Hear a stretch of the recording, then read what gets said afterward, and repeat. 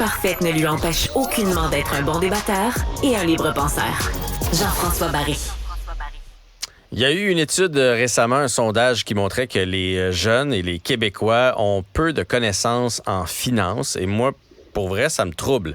Puis là, vous allez dire, on n'est pas tous des investisseurs à la bourse, mais c'est pas ça la question. C'est des finances. Donc, c'est un budget, c'est comprendre les taux d'intérêt, c'est comprendre l'hypothèque, c'est comprendre les CELI, les REER, etc. On va en discuter avec Jean-Sébastien Jutras, planificateur financier à Jutras Gestion de patrimoine. C'est inquiétant quand même de savoir que on leur apprend à faire de l'argent. On veut que nos jeunes aient des métiers. Après ça, ils savent pas quoi faire avec, donc ils peuvent la dépenser de toutes sortes de façons ou tout simplement la perdre en intérêt sur des cartes de crédit ou en intérêt sur des voitures ou tout simplement sur une télé qu'on s'est achetée au lieu de ramasser nos sous et de l'acheter quand on allait avoir l'argent. C'est vraiment inquiétant, en fait. Puis tu l'as bien dit, en fait, on apprend aux gens comment faire leur métier, comment générer des revenus, mais après ça, on n'apprend pas comment la gérer, qui est pratiquement aussi important, sinon plus important, parce que on travaille une bonne partie de notre vie active, mais il y a une autre partie de notre vie qui est encore active, où que finalement, là, on vit de toutes les économies qu'on a fait, et si on n'a pas bien appris à gérer nos trucs, finalement, on risque de tomber dans des problèmes. Ce qu'on disait, le sondage, il y a 74% des gens, surtout c'est des plus jeunes, 74% des plus jeunes, je pense que c'est des 35 ans et moins, qui se disent qu'ils sont pas préparés en fait, à affronter la vie financière ou en fait à affronter le système financier comment il est fait aujourd'hui. Et si on a quelque chose qu'on a tous en commun, Jean-François, on a tous en commun, c'est qu'on est tous soumis au même système financier. Fait qu'il faut apprendre à le comprendre, ce système-là, parce que sinon, on risque de faire des erreurs qui vont être très coûteuses. Et puis là, c'est ce qu'on rencontre dans ce sondage-là, c'est que la majorité des gens au Québec ont un certain manque au niveau de la littératie financière.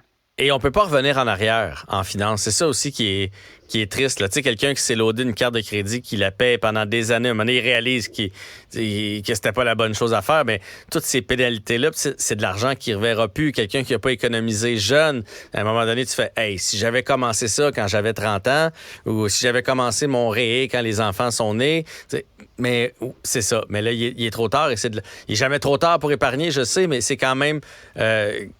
des années on peut pas les reprendre, ces années-là, en intérêt, en épargne, etc. Fait que c'est quoi les solutions? On peut commencer à regarder plus au niveau du système d'éducation, là, parce que ce qui est triste, puis là, je suis pas là pour blâmer le système d'éducation, parce qu'il y a déjà d'autres complexités dans le système d'éducation actuellement. Il y a d'autres problèmes présentement. Mais quand même, tout part de là, dans une place où que les gens sont bien éduqués, les problèmes de collectivité peuvent se régler via l'éducation, parce que ça, c'est l'Agence du revenu du Canada, en fait, le gouvernement fédéral qui montrait qu'il y a un manque de littératie financière. Là. Puis la littératie financière, ça veut dire les connaissances générales des gens au niveau des finances personnelles. Plus il était bas, plus la probabilité de devenir vulnérable était élevée. Donc, ça devient un enjeu quand même pour le gouvernement, parce que si la personne elle est vulnérable financièrement, elle va probablement être à la charge de l'État. Donc, si elle devient à la charge de l'État, c'est des coûts finalement. Fait que finalement, ça coûte pas cher d'investir dans l'éducation quand il y a du personnel qualifié pour le faire. Mais en 2009, Jean-François, on a enlevé les programmes d'économie familiale que tu as peut-être vécu à cette époque-là. Donc, ça a arrêté d'exister en 2009. Moi, j'ai eu ça, j'avais trouvé ça très utile.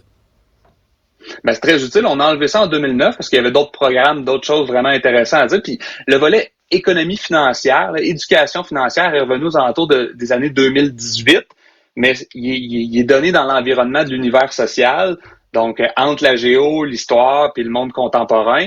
Donc, sans rien enlever à tous les enseignants qui enseignent ça, mais je suis pas certain que c'est l'expert de géographie qui devrait nécessairement enseigner la finance personnelle aux gens.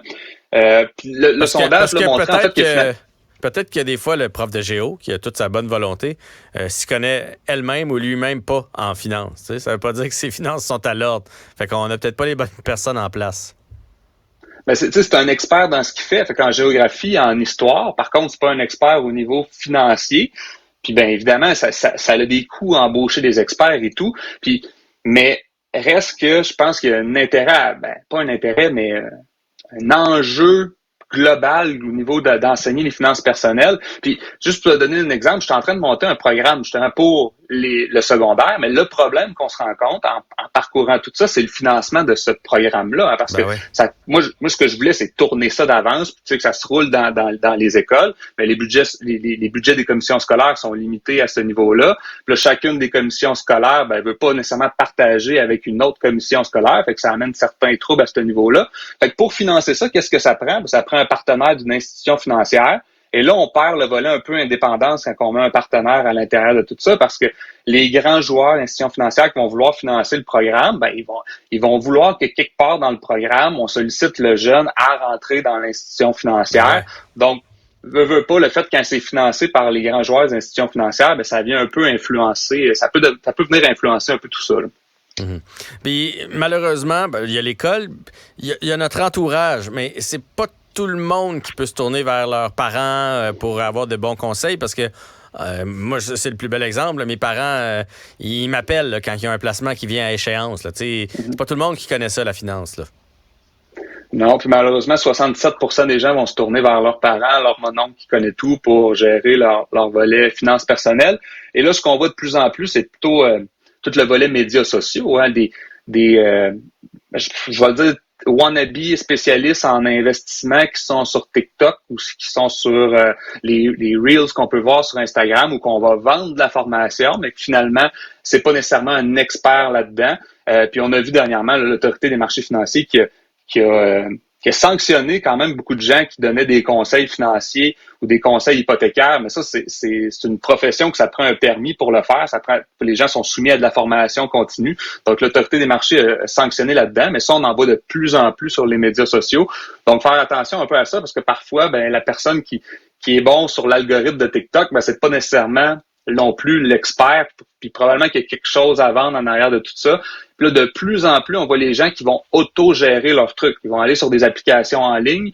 On n'a plus accès aux conseillers. Puis honnêtement, je suis planificateur financier. Les gens qui ont des placements avec notre organisation, ben, ils vont payer des frais là-dedans. Fait que je peux comprendre quelqu'un qui dit, moi, je veux pas payer de frais, fait que je vais gérer moi-même mes affaires. Il y a une économie quand même significative là-dedans. Par contre, faut pas faire des erreurs financières, parce que ce que vous allez économiser via certains frais de gestion en gérant vous-même vos affaires, si vous ne connaissez pas ces choses-là, bien, ça risque de vous coûter plus cher que les frais que finalement votre institution financière ou votre planificateur financier vous aurait chargé à même vos placements. Oui. Puis, ayez pas peur d'aller chercher de l'information là, auprès de votre banque, auprès de votre caisse. Les gens sont là pour ça. Parce que des fois, on a le réflexe de dire, moi, de toute façon, j'ai pas beaucoup d'économies. Je suis pas un client important pour eux autres, ça changera rien. Mais chaque scène que vous allez chercher, chaque pourcentage que vous allez chercher en gérant mieux vos sous, ben c'est à vous cet argent-là, puis vous y avez droit. Puis plus vous allez comprendre comment tout fonctionne, plus vous allez réussir à avoir une belle retraite, une belle maison, de beaux voyages, etc., etc. Ben, tout à fait. Ces gens dans les institutions financières, on paye des frais sur nos placements, fait qu'aussi bien l'utiliser. Par contre, ce qui est un peu plus triste, c'est que la rémunération des conseillers a changé au courant des dernières années, qui fait en sorte que les conseillers, surtout les conseillers indépendants, vont vouloir des clients qui ont des gros portefeuilles d'investissement, parce que le temps pour gérer ce client-là va être le même que pour gérer le plus petit client. Donc, la rémunération pour le conseiller étant la même, qu'à l'époque, c'était pas tout à fait ça. Donc, ce qui fait en sorte que c'est un peu plate, mais les clients qui ont moins d'actifs, c'est eux autres qui ont accès aux moins bons conseillers disponibles, mais il y a encore des conseillers disponibles qui sont dans les institutions financières. Fait que si les gens ont des questions, ces gens-là sont payés pour ça. Donc, utilisez-la. Vous payez directement des frais dans vos placements pour avoir accès à ces conseils-là. Oui. Puis si vous sentez qu'ils vous snobent, mettez le pied dans la porte. Là. Vous avez droit à avoir un service. Puis si ça ne fait pas, ben il y a d'autres succursales. Hein? Il y a d'autres bannières. Excellent, c'était très intéressant. La compétition est assez féroce là-dedans. Oui, je suis certain que quelqu'un va vous répondre à quelque part. Jean-Sébastien Jutra, planificateur financier à Jutra Gestion de patrimoine. Un gros merci. Merci Jean-François. Salut. Eh bien, ça complète l'épisode d'aujourd'hui. Merci d'avoir été là. Merci à toute l'équipe de recherche et de réalisation. Et je vous dis à la prochaine. Cet épisode